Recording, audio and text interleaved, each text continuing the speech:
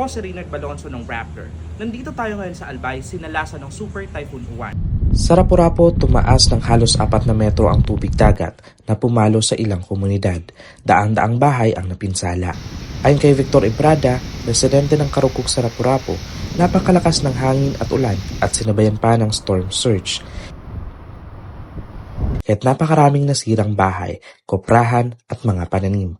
Wasak din daw ang bangkang demotor nila kahit inilikas nila ang mga ito sa akala nila'y ligtas na lugar. Sa bayan naman ng Libon, nagmistulang malawak na karagatan ang mga palayan. Ayon kay Carl Sidutan, halos kasing taas ng ikalawang palapag ng mga bahay ang rumaragas ang baha. Inaasahang maraming mangangailangan ng tulong sa kanilang bayan.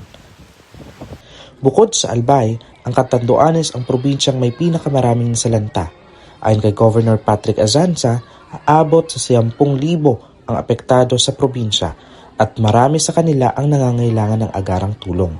Aminado si Azanza na kukulangin ang kanilang prepossession na 19,000 food packs mula sa Department of Social Welfare and Development. Aniya, marami rin ang nangangailangan ngayon ng materyales sa pagkukumpuni ng mga bahay. Humihingi rin ng agarang tulong ang mga residente ng Baldok, Pandan, Catanduanes, katulad ni Vivian Ikawat. Kailangan po namin ng relocation site po talaga. At saka po mga pagkain, damit, kanig, punan, pagkain, lahat po kasi talaga nawala. Sa ulat ng Office of Civil Defense Bicol, may isang namatay sa Catanduanes dahil sa uwan.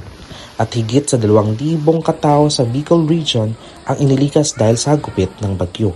Patuloy pa rin ang pangangalap ng ulat tungkol sa kabuang pinsala ng uwan sa buong Bicol, lalo na't napakaraming kable ng kuryente at internet ang nasira sa ilang probinsya. Patuloy din ang isinasagawang relief operations hindi lamang ng gobyerno kundi pati na ng mga pribadong grupo sa rehiyon. Para sa mga update ukol sa panahon at bagyo, bisitahin ang Project Agos sa Raptor Community App.